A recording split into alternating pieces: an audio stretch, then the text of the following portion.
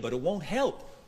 It'll just formalize the reality that poor countries can never repay their loans. Senator, are you saying that you're opposed to debt relief for impoverished countries? No, we should forgive the debts, but that's not going to help those countries very much. Okay. What will?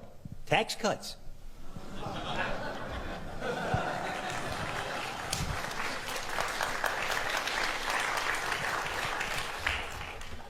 Some African tax rates are the highest in the world.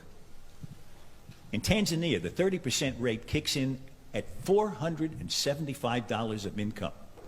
Plus, they have a 20% value-added tax. It gets added to everything you buy. Those high tax rates make it impossible to build capital in those countries. So nothing gets built, not factories, not roads, not anything. Poor African countries have the lowest wage workers in the world. And yet a company like Nike, for instance, can't put a factory in one of those countries because of the oppressive tax rates. Taxes have killed any possibility of economic development. They've killed any hope of these countries ever helping themselves. And that leaves them completely at the mercy of charity and loans. And here's the worst part. You know why those countries have such high tax rates? Because of us.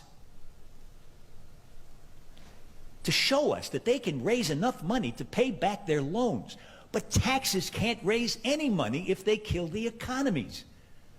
So it turns out that the tragic, unintended consequence of our good intentions toward Africa, our kindness, is that we have encouraged those countries to lock themselves into a gruesome economic depression. If we don't urge those countries to cut their tax rates, they will never grow their economies. People will live lifetimes of unemployment. Disease will be rampant. Poverty will be permanent. And children will be hungry. And our charity will never be enough. Never. Yeah, because there is a policy of the American government. It's called the Kissinger Report, which was produced in the mid-70s when Henry Kissinger was involved with the government. And it explicitly states, which to this day, it remains the official policy of the American government. It has not changed. It may not be implemented by Trump, but it remains the same. That the purpose of the foreign policy in Africa was to reduce the population. So to give aid to countries in Africa, not clean water and schooling and things like that, but contraception and abortion, in order to shrink the population of Africa, because they have great mineral resources there. That sounds diabolical. It is, yes. That sounds like something conceived in the mind of Margaret Sanger. Yeah, definitely. And so at the time, Kissinger and those involved with the Carter administration wanted to shrink the population, make sure that the Africans do not develop and do not use the resources for themselves, because we in the States, we need them. There is a concerted effort of foreign powers to control the population of Africa. Africa is a huge continent, could feed thousands more people, but the policies of the West, especially in Europe. For example, between 1990 and the year 2000, the United States, Canada, and Europe contributed about $6 billion in contraceptives, not to help the people, not to give clean water, clean food. That is not to fight malaria, for example. No, of course, perish the thought, never. Yeah. Let them die. That's the whole idea. So in our work in HLI, we denounced this reality to make the Africans aware that they have to defend themselves against the influence of foreign powers. Is it just the United States, or do you believe that China is also playing a role in jockeying for the resources of Africa? China is playing a major role because China is buying property in Africa. For example, in Mozambique, which is a Portuguese-speaking language country, when Portugal was in charge of Mozambique, they used to export rice. Now they are importing rice from China because they cannot produce. The socialism has wrecked the production of rice. and the Chinese come and buy farms. So about almost a third of Mozambique belongs to China. So I was in other countries of Africa, the same reality. In South Africa, the Chinese are buying property, buying land in Africa. So and they send it. Ignorance is an industry, big industry. And there are those who want Africa to continue to wallow in poverty and to wallow in ignorance because it is their safest bet to their continued benefit. The day we wake up to that reality, the safer we are. That is why the English had this beautiful saying, let sleeping dogs lie. So we are sleeping, and we are being allowed to lie.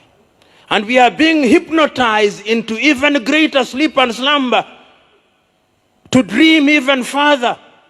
But I'm telling us, if Africa is to realize our dream, we must wake up. If Africa is to win the lottery, we must buy the lottery ticket. Why are we ring fencing 30%? Let us ring fence 70%. It can't be done because it is a question of cross-fertilization of ideas. We must learn from other civilizations, but learning must not mean surrendering to them. I'm submitting to us that we surrender to them. And going forward, therefore, you who are present here, we must think of another Africa. An Africa where when we talk about technology, whether it is in solar technology today, Morocco, and I stand to be corrected, is engaged in developing one of the largest solar farms anywhere in the world. I'm still talking about consulting engineers even in that field. Kenya is doing another major solar project, and all African countries ought to be engaged in it. Namibia, I think, is also engaged in it. But if you ask who the consulting engineers are for those projects, they are not Africans. Even the solar panels that are going to be used, the best that African countries will do is to assemble them. They'll be brought as completely knocked down kits, and ours is to assemble them as our children assemble Lego.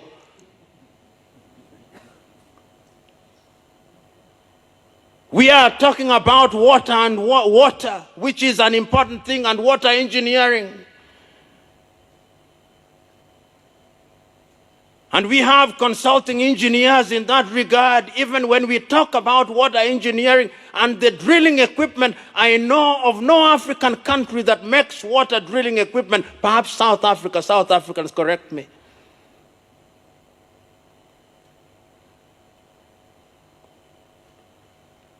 When we are talking about road infrastructure, I know that sometimes even when we are doing the roads, even the one here, the Kampala and Tebe Expressway, the contractors, under the guise of something that they now call design and build, will even import steel from their countries, saying that ours has too much carbon content.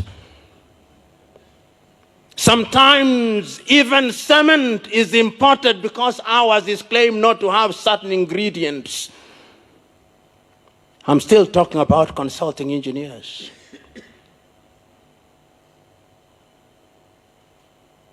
When we are doing our railways,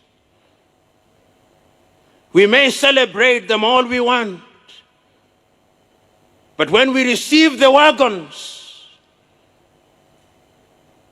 they are rehabilitated engines that belong to the museums alongside the spinning wheel.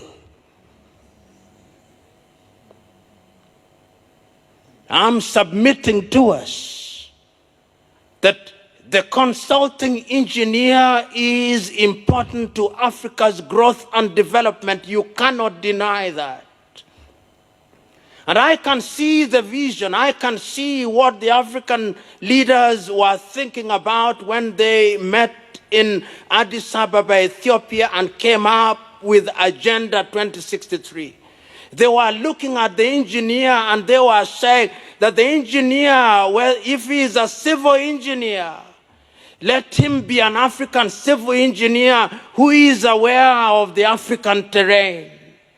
Let him be an engineer who is equipped with what he or she needs to grow Africa, so that when he or she is engaged in designing and ultimately presiding over the building of African roads, he knows his or her continent. That is what they were thinking.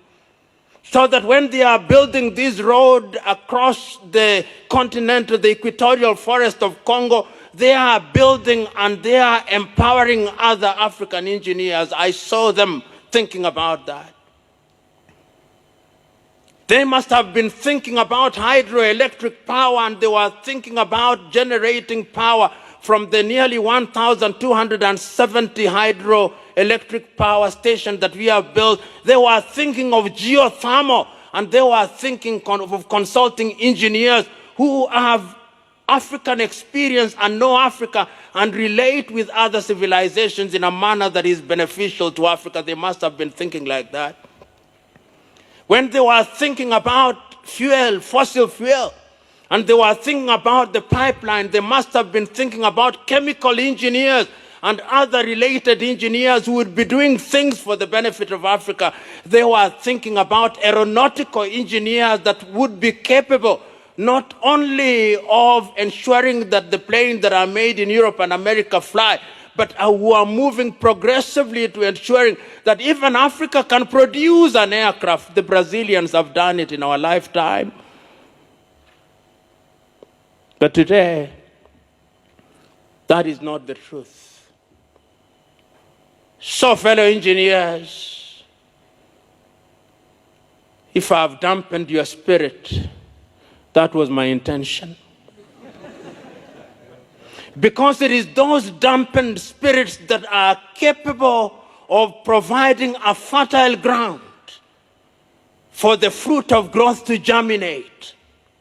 This continent is capable of achieving much. Africa today has a population of 1.1 billion.